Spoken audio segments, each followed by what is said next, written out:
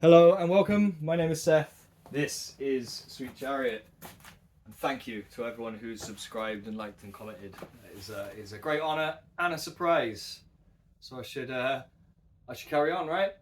Keep on trying to make some interesting content, and thank you for joining me in what we're doing here. It's it's a beautiful, lonely, cold struggle midwinter in England at the minute, but I sort of need to do it. So let's go. I'm going to talk you through going from a log to a blank. Not going to talk about splitting the log, well, briefly talk about splitting the log, because that should have been done a while ago. I'm going to go through again how I managed to get a hold of this and start bone making. It was outdoor cured, very specific conditions, which was fortunate. There was no guarantee this wood was going to work, but I went ahead and started gathering it in the hopes that it would, and it has. Made some really cool bows. Excuse me. So I can now, because I've achieved this a few times, and I have the confidence to sit here and talk you through how I've done it. So aside from going and collecting the wood and splitting it and leaving it to 3 years or whatever, I'm going to take you from this point where you've gone ahead and put that work in, and you've successfully sat down with a log that you intend to turn into a bow. And this is the process. Yeah, this one's quite a cool one. It's a really nice back on it. There's a couple of small imperfections around here, but we're going to be cutting through a lot of this. There's one down here as well. There's not going to be too much bending going on down here, so that one should be okay. Maybe, we'll see. As it might make it a shorter bow. Or it might not be a problem at all. Leave a bit more material around there and it should be all right. The main issue with this one, aside from the knots that might make it fail, is its propeller twist. If you can see it all that well. But this half of the log is pretty good. That's more or less straight, and then it twists off like this. In your splitting process, you want to split rather than use a table saw or a bandsaw or something. Because you need to pick up this grain. The strongest piece of wood that you're going to be able to release and then straighten back into the bow that you want, you could cut through it if you don't split it. You need to know where your fibres go, because we're going to follow them along that twist in that log down there. And then once we've taken away enough material, we can then apply some heat and start pulling things back straight. Can't do it now because there's too much material there. It'll be, well, you might be able to steam it and get it to work, but it would be a waste of energy. Whereas what we're going to do first is, now we're familiar with our log somewhat, is find the middle. And I've gone ahead and done that, and it's right here.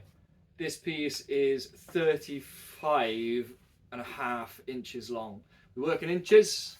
Hello newbies, by the way. I imagine I've got both experienced bow makers and complete newbies to bow making here. So I should say, this is you. This is Pacific you specifically, and it's legendary because of this heartwood sapwood combination we got here. The sapwood is all stretchy and the heartwood's all dense, and if you're able to release the piece of wood with a decent ratio of those two together, you create a pre-backed self bow. You could take a piece of yew and then add some plastic or carbon fibre or whatever to back it, hide, something like that. But if you do it right, you end up with a pre-backed bow, with a really effective, fast, good bow. Yeah, they've known about it for an awful long time and made bows from it. The trouble being finding a good piece to do it with, and then the effort that's got to go into it, and then of course there's no guarantee that it's going to work. But we have a go. You give it a go anyway. So the first thing we do is find the middle. Like I said, 65.5 inches long. I was hoping to make a 64-inch bow out of this because I've got a string that matches that. That's a little bit long. That's what, a 3/4 of an inch on either tip. So I'll show you how we do this. You get your piece, you get your tape measure, and you measure that sucker. Obviously, work in inches. Find the length of him, find the middle of him, and then from the middle, you're going to mark out 4 inches either side. 4 is actually quite long for a handle. you could probably go short. It's not overly long. 5 inches either side. You know, 9-10 inch sort of riser area is quite long. Smaller the better, really, because you get more limb. The shorter you can have your handle, everything functioning that you need to in there, the more limb you're going to get. I find, yeah, 4 inches is a good place to start. You're going to want to work tapers up towards your handle as well. This is another thing to assess right now, is the amount of material we've got in the center of the bow here. It's not bad. It's not a bad chunk, but we're going to need it all to stop it from bending in the middle. So it'll be a case of flattening this down to literally just get rid of that ruffle there left over from the splitting process, and I'm going to try and keep the rest of the wood there and work our wedges down from there. So yes, we found the middle. We found 4 inches either side. And a good tip for it can boggle the mind a little bit just doing all the measurements in this. Then you're talking about what bow length that you want to make. You pick a number, obviously 64 inches from the center of that. That's obviously going to be 32 inch from center to tip.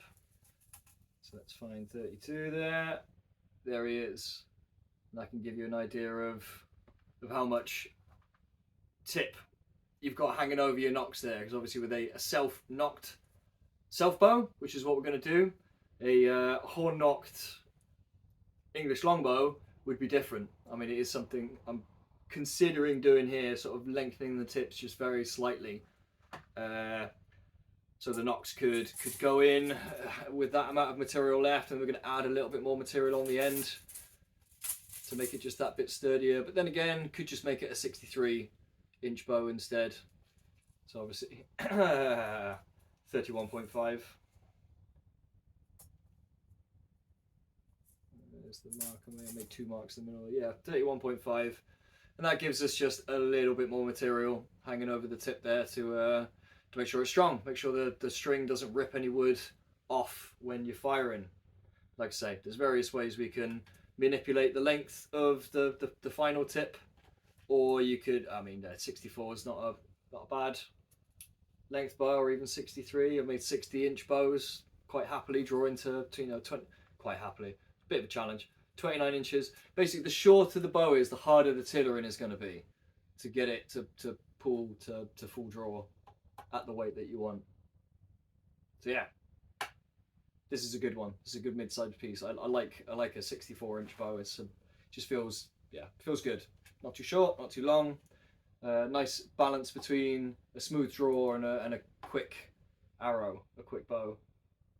Yeah, cool. Right, what is the next thing to do? So yeah, I found my middle, I found my handle area. So we can now start cutting, if you're feeling confident. Yeah, I say it can take an awful long time to get to this point, but nothing happens unless you do it. Yeah, this is my spoke course. So I probably yammered enough, and I yammered enough in my last video without doing anything on the spoke course. So let's actually use it. Quote a wise man, Ray Mears, the famous Ray Mears.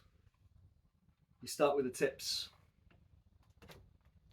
Always start with the tips. I found this to be good advice. If you, in fact, the last bow, a piece came up immediately here, just ripped up as I was tidying the bow up. Just big old piece came, and that defined the power of the bow immediately. It ripped up, just like with the handle. The handle is exactly where you don't, I haven't got to take away any material there to start creating a handle.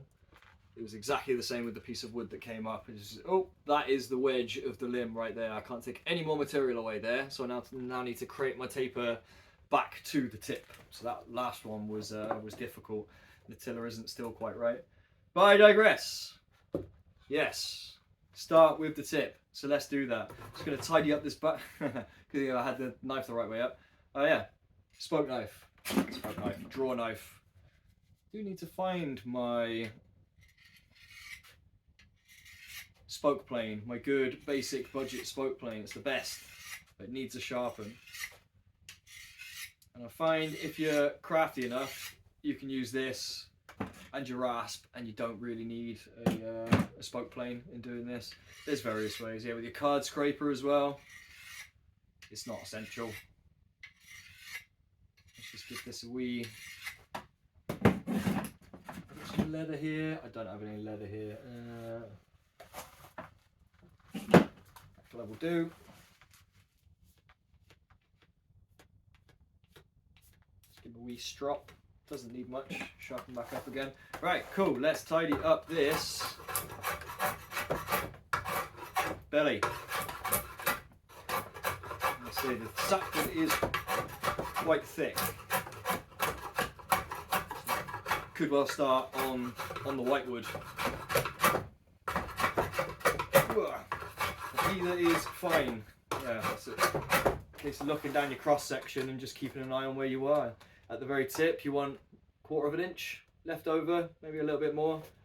And then at the wedge, you're going to go up to like 1/2 an inch, 3/4 of an inch, and that will create your taper. As long as you don't, yeah. Yeah, but the self bow, you've got so much to remove beforehand, especially with the twisty pieces. It can be very hard to sort of maintain or even just mark it out. You know, with something like ash, you might be able to see here. You can literally just take your pencil and just go, oh, that's where my taper needs to go, but it can be very, very difficult to see it. And this is from something like a 3-inch log.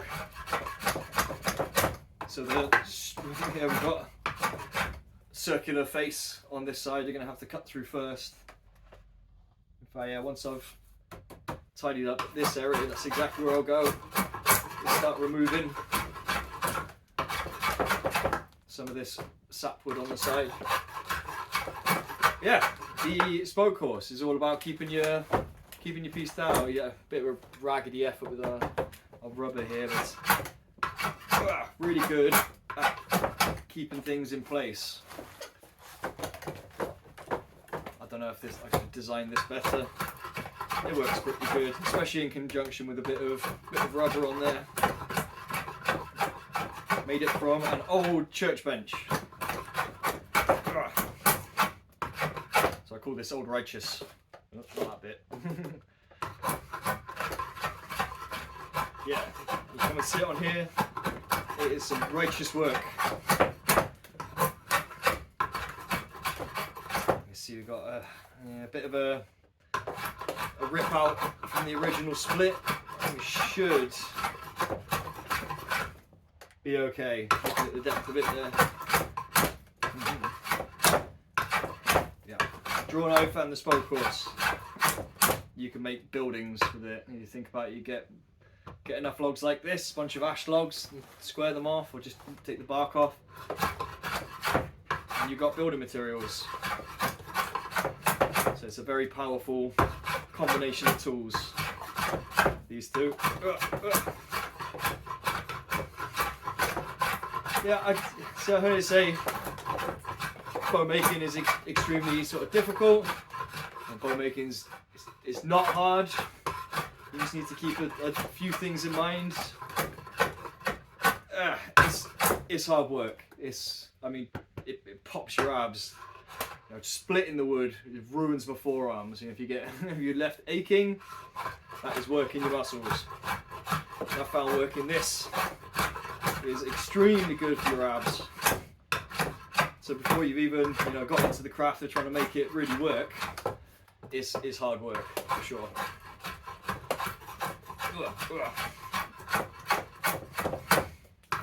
Of course, once you get more familiar with each stage, the whole project feels less intimidating. So this is why we dive in, get involved. Right, yeah, that knot has caused a bit of an issue. Use a bad boy knife. This you can pry it. You can flip it upside down and take bark off nice and gently. Yeah, at this stage I'm not worried too much about ripping material out, unless there's a particularly obvious, large crack or the like. You can see it starting to flatten out. Yeah, figure out little tweaks to your equipment. This is why I ended up with bits and pieces there and there. It's having the piece move around when you don't want it to is really annoying, and it can be a little bit dangerous as well. You find it jabs you in the stomach. Let's go this way.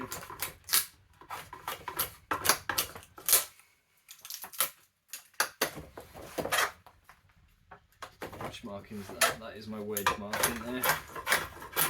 And you say start at the tip, come up here, not going to take too much material away. Just going to clean it up a little bit, flatten everything out. Take this bit.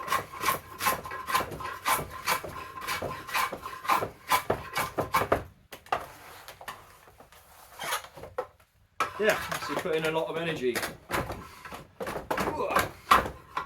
to these things. So that part's difficult.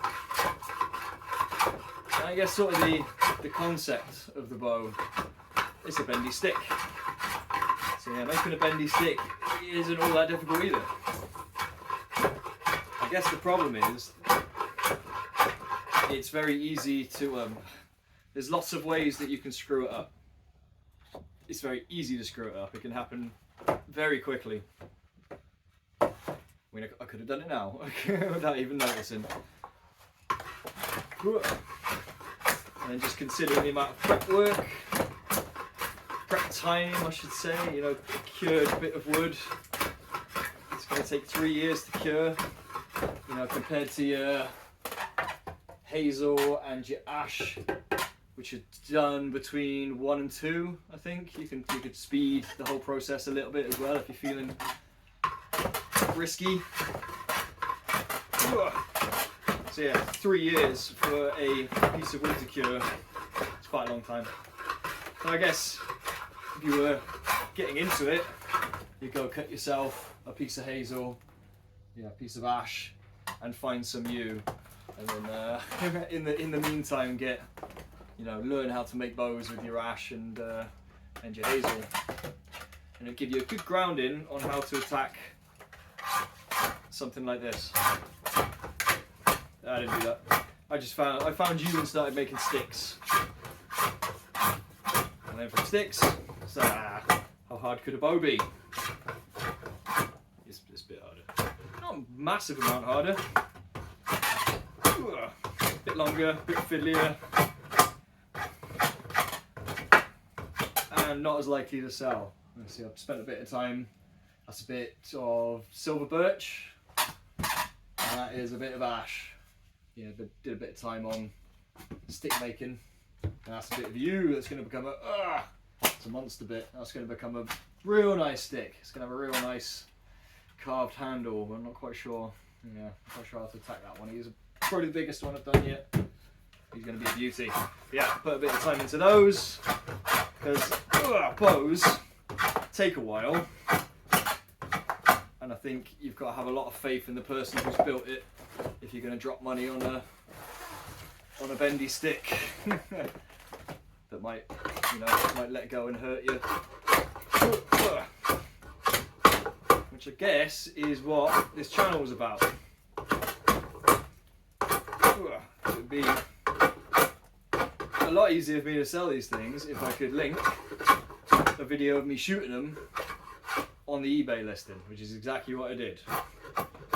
And then it occurred to me quite quickly that people might actually want to see the process that goes into this.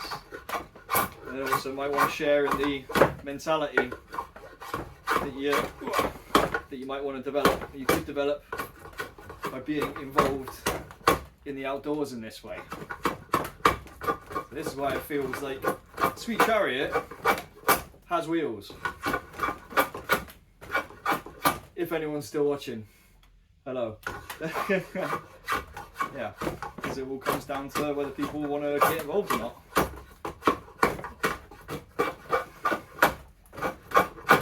It's pretty important that we do, in my opinion. We need to understand our history, understand our nature, understand our materials, our power in the world, your individual sovereign power.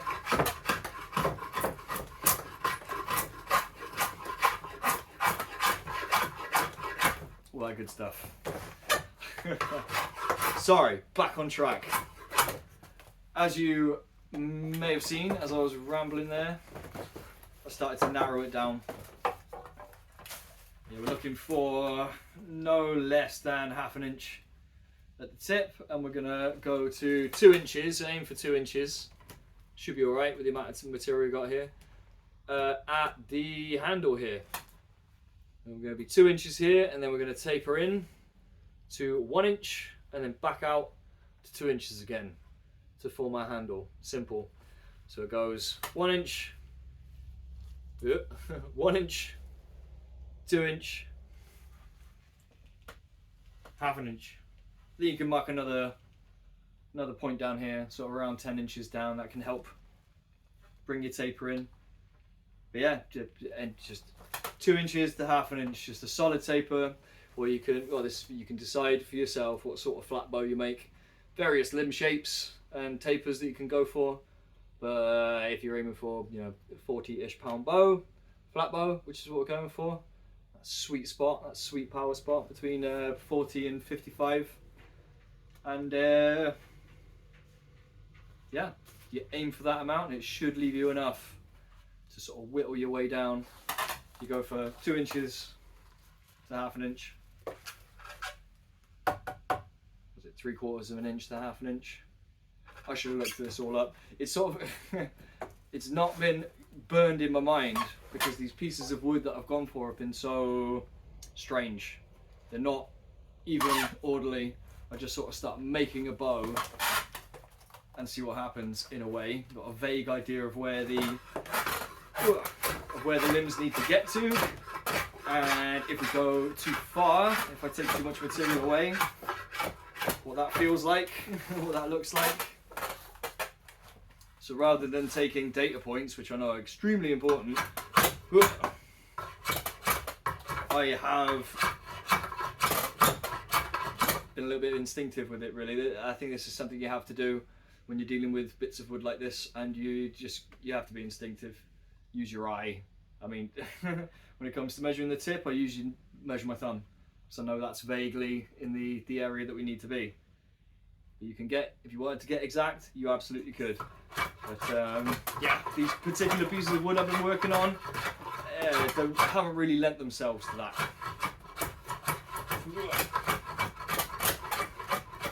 Of course, you get the measuring bits out eventually at various points, but in this stage, from log to blank, as we're doing,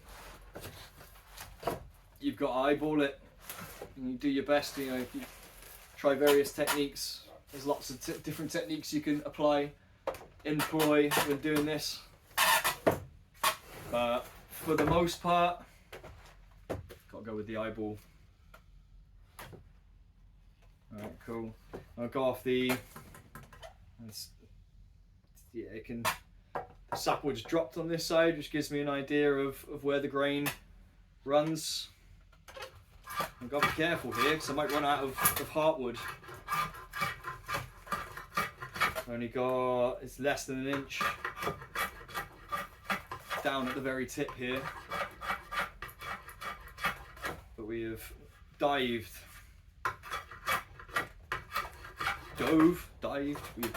in the grain. So yeah, I'll be very careful with the heartwood on this side. Try and create a nice piece of wood to knock my string into.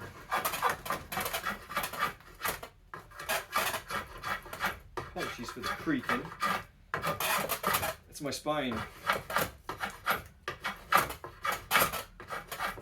Okay, it looks like we're going to be alright. You can start seeing it now, where the structure will run. And if we have enough material, hopefully, if we haven't got any more cracks running in under here, just have to clean it up and see what we've got. Still being as look. Ooh, yeah, we've got a dive. We've got a dive right here. Let's spin this guy around.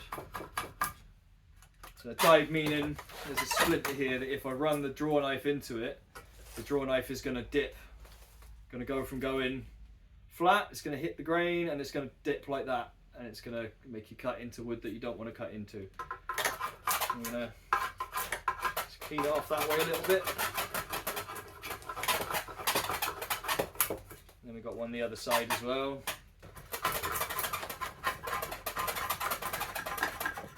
Squeaky, squeaky.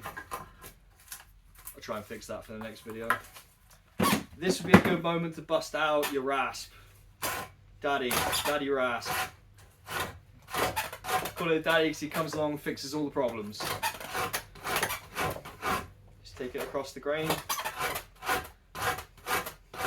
Stop that dive in its tracks.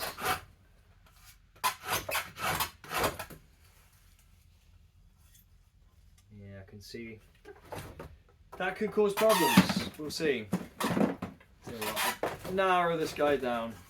Yeah, the width dimensions, as I say, in the centre of this heartwood here, you don't want to go less than half an inch really before you mould your tips down to what they want to be. We've obviously got quite a bit here to get rid of, as long as we don't go lower than 2 inches down here. Sorry, 2 inches here, you might be able to see. We're good. So, naturally, being that we're going half an inch at the end here, it's going to be all heartwood. So in terms of this taper, I can get rid of all of the sapwood. In fact, I think this is around about 2 inches. So from here to here, all the sapwood is going, more or less. So we can quite happily get hit in the face by bits of sapwood.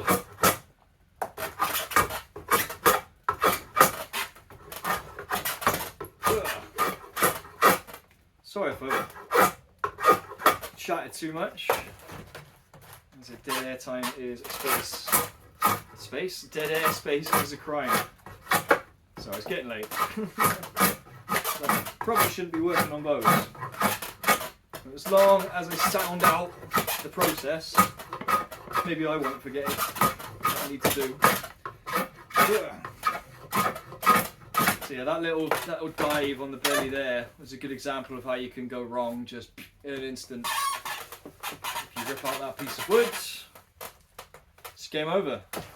Game over for that limb, game over for the whole bow. You might be able to make a shorter bow maybe if you get lucky. But you've got to be very mindful of dives, grain dives. I guess your other main nemesis is the knot on the front, which is probably what's caused the dive. What you're dealing with, the grain is no longer even.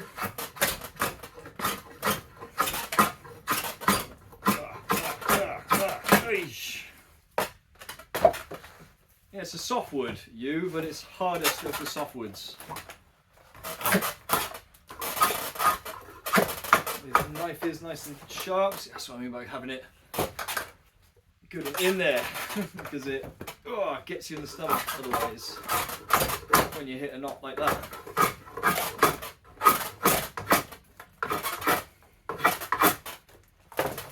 Always referring back, always looking back to because you should have seen the bow in the piece of wood.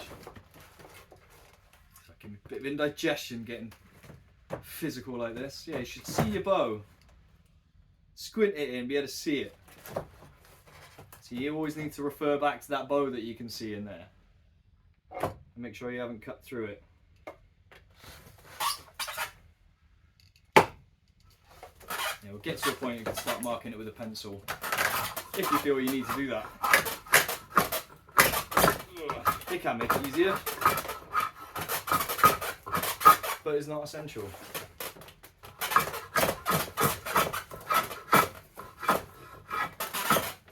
Okay, sapwood there. Trying to keep in mind this propeller twist.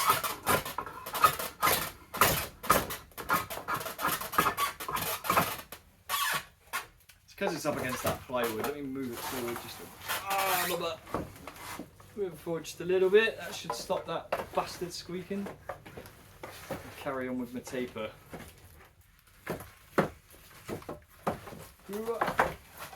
And before long, it really starts to look like a bow. Yeah, this bit can be surprisingly quick, depending on how much material you're trying to get through. And some of the logs you see behind me, they ain't going to be all that quick, because they are going to be tricky to split. Anyways, they ain't going to have to go through all of this.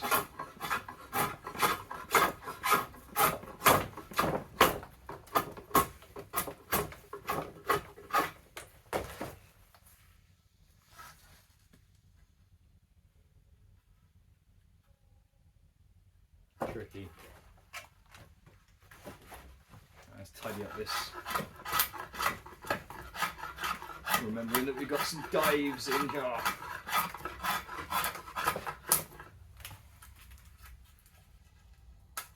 There's one there.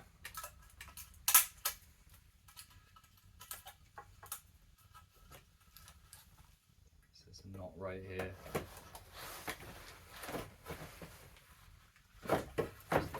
On this side. Can do quite big cuts because we're still a way off where we need to be. And you can get there very quickly.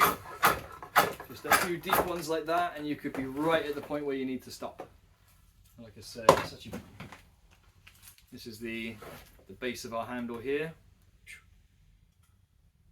And the heartwood is almost exactly 2 inches wide. Get out of the way. Yeah. 1 3/4 inches. So I know that at this wedge point, don't want to be going past the sapwood. You just leave a little shoulder of sapwood either side there, and we'll be good, because I'm going to dip back into 1 inch there. That's just the reference point that the wood has given you. They're not all going to look like this, obviously. So, like I said before, each piece of wood is unique.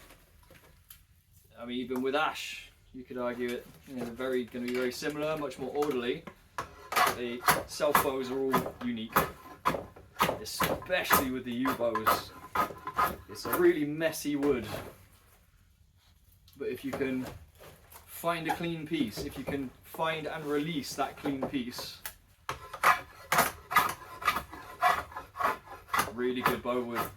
I've heard people absolutely slaying the other bow woods. Just no, in terms of self bows, just none of them can do what you can do. And I think you is tapping on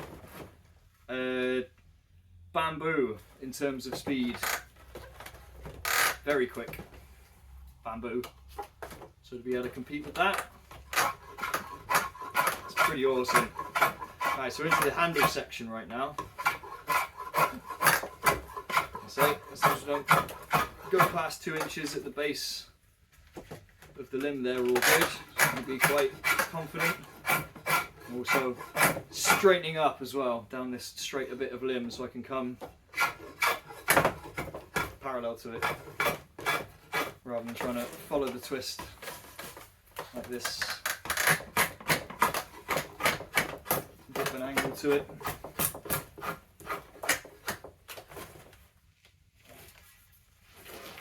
Yeah, even now,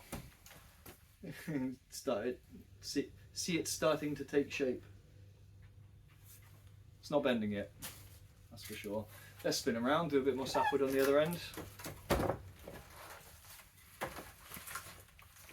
Try and speed it up. We're going to be here all evening otherwise. If I'm going to get it to an actual blank. But yeah, you don't want to rush. I'm going to say, because it is easy to screw these up.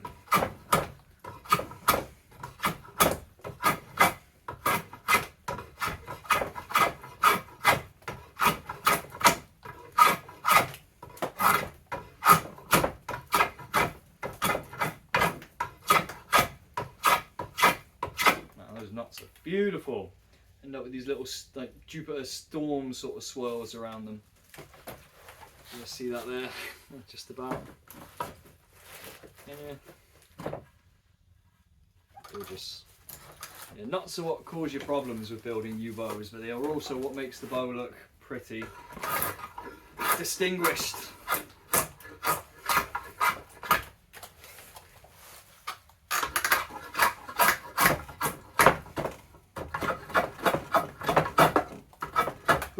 So I can continue to make chapters of making this bow, I think, right up until the point that it breaks. So let's do that. Does mean each time I want to work on this bow, I've got to set up the camera. And that's the price to pay for starting a YouTube channel, I guess. I have to remember, I'm not sat here talking to myself right now. Sat here talking to, I think it's just popped over, it hasn't gone over 700, 678 I think it was last time I checked, 678 of you fine people. And potentially people in the future as well. Hello people in the future. It's 2025. The world might have, well, at least this part of the world, might have just stopped being insane. We'll see. Fingers crossed. But at least I know in here we're behaving as we should. About the most normal activity there is. This right here.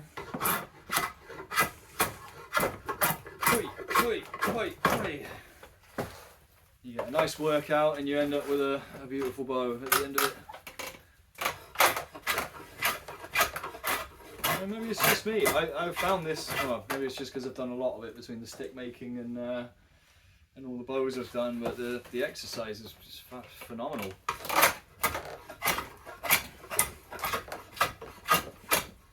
So my hands have got bigger from using these types of tools. It's fantastic on the abs. Yeah. Maybe not great for the posture. Can fix that. Nice bit of rowing machine work. A medieval rowing machine. Earn your turn with your bow. With this thing.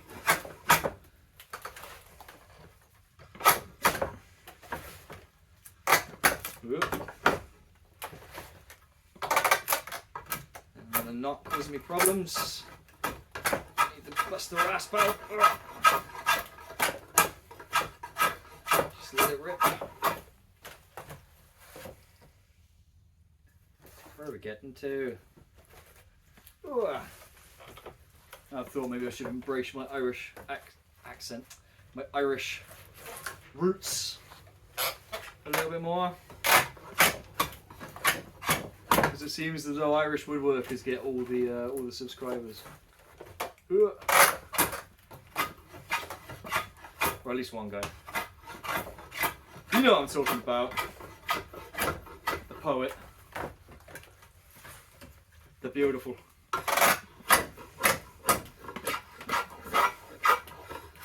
Ah. I can only dream. I can only hope.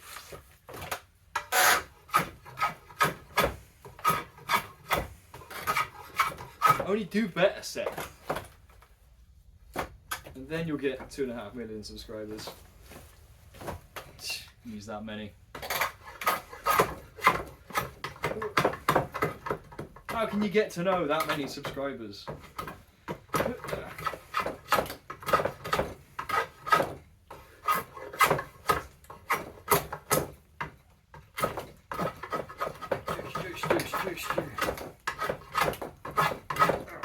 Sound effects are optional. Alright, so again there, I think that tip is now thinner than the other one. So maybe time to switch back to the other one now. Let's slim down this middle properly. The middle is a trouble area when it comes to the spoke horse because it doesn't want to grab it. Especially when you start creating your tapers, it sort of slips out. There is ways of fixing your tools. Little hacks you can do. I rather just sort of struggle on. effing blind and get annoyed about it.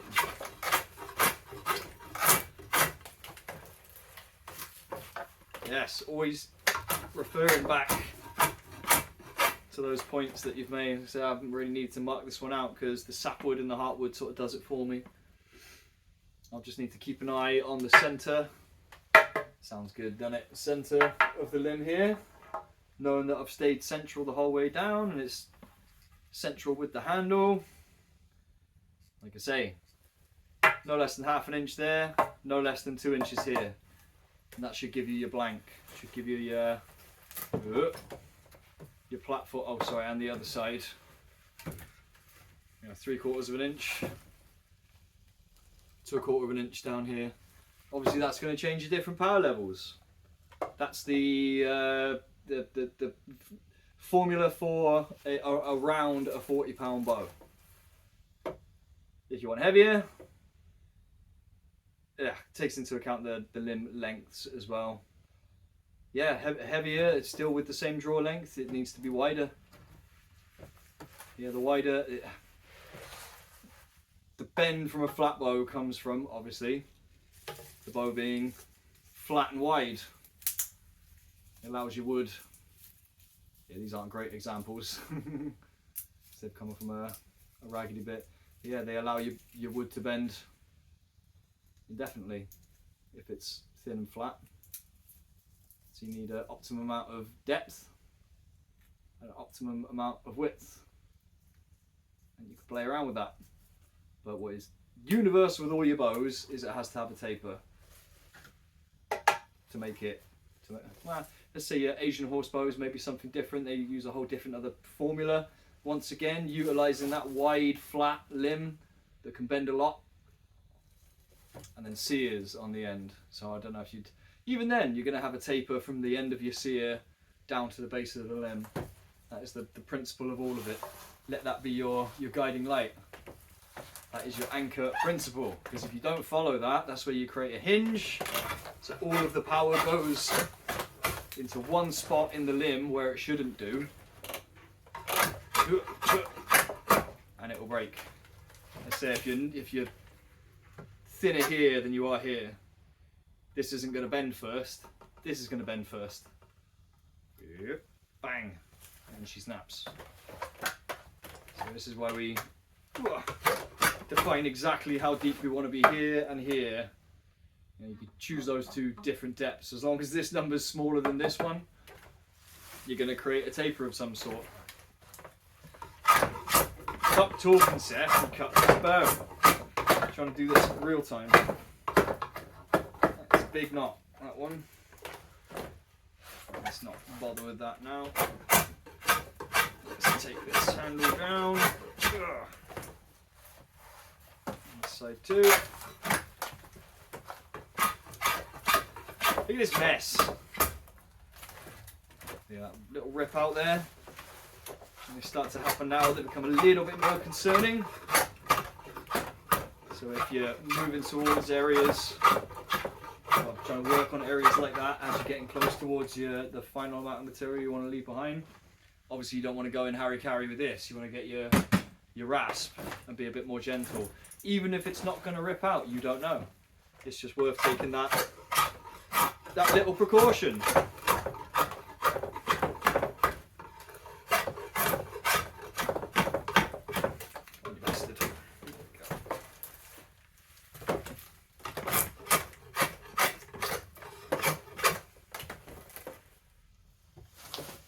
Starting to hurt.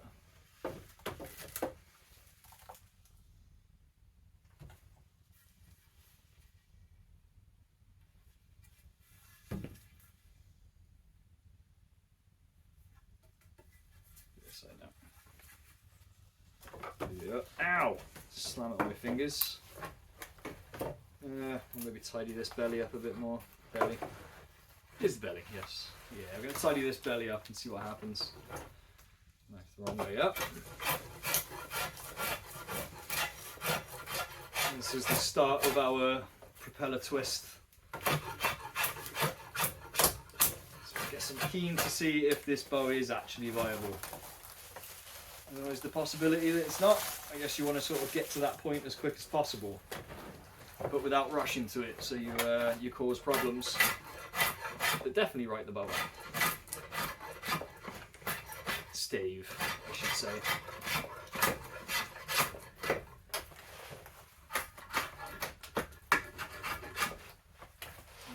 There's that dive. Let's go past it.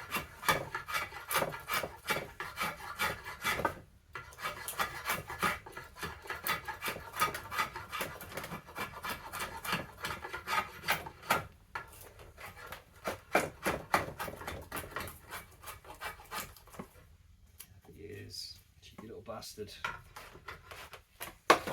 Slide that way for us. Okay, right. Might be too deep for the rasp, this one. Whoop. Below it.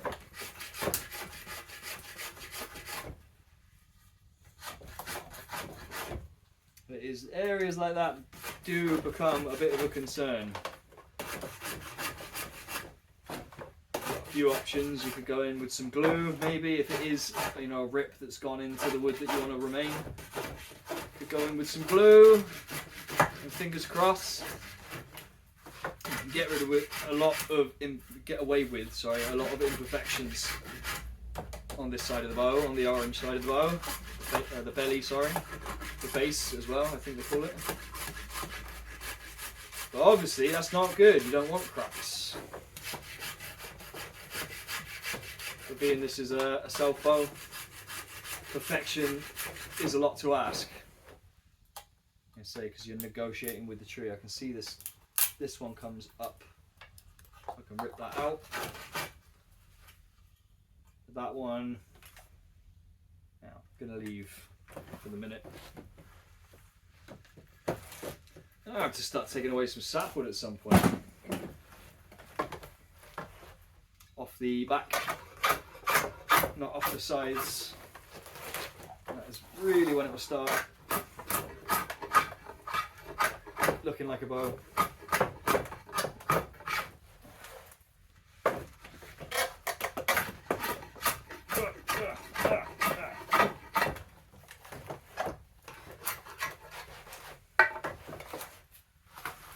In here. I realise no one is watching at this point. If you are, thank you so much for hanging around. I hope I've been somewhat entertaining and enlightening as I've been doing this. I probably won't be able to get it to its proper blank stage this evening. It is getting on a bit, and this is already quite a long video.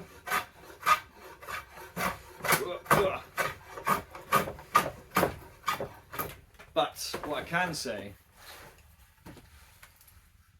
is that from a twistier piece of wood than this, similar but twistier, it's a messy business. I was able to make this guy. Let me say, from a very similar piece of wood, this one came. It's simply a case of spotting the bow before it comes out the log. See how this limb is, I'm not dink it. Yeah, this limb is more or less in place. We've got a nice straight amount of material. But that one kinks off to the right. So yeah, we build the bow in shape. Get it down to a similar amount of material to this, then you start moving it. Yeah, you must much less likely to damage the fibres. Excuse me, and ruin your bow. Yes, I should probably leave it there now. I'll stop the video. I'm going to carry on with this and tidy it up a little bit more. But this is what we're aiming for. Like I say, it's not the ideal piece, but there is a piece of wood that can make a bow in here. If you've got the eye, and the patience, and the tools. A bit of hot water and steam, or a heat gun, and some clamps, some vices, and some knives. The next thing to do, because this heartwood here has actually gone quite thin. It will go quite thin. and it's going to be very hard to see exactly where we are as we're cutting through the sapwood here. So yeah, I might leave this till tomorrow now for a bit more light, so I don't feel quite as under pressure, because I don't want to rush this. I say this one's probably a little bit more orderly. Bit more in the way of heartwood there. Not quite as much mess leading up to it. You never know. It looks like a fairly decent piece, but yeah, we've got a knot here, knot down at the end there. So yeah, next video, tackling those, I guess. Gonna need to leave a cut away from these in a certain way that leaves material here, and then incorporates it into the tiller, into the way that it bends when it starts bending, which not all that far off, to be honest. Like I say, it can happen very quickly. Thanks again, everyone. I will see you in the next one. I'll do some more shorts, shooting with bows and showing some techniques, because it's fun and it's good to have the involvement. Thanks again, everyone. We'll see you in the next one.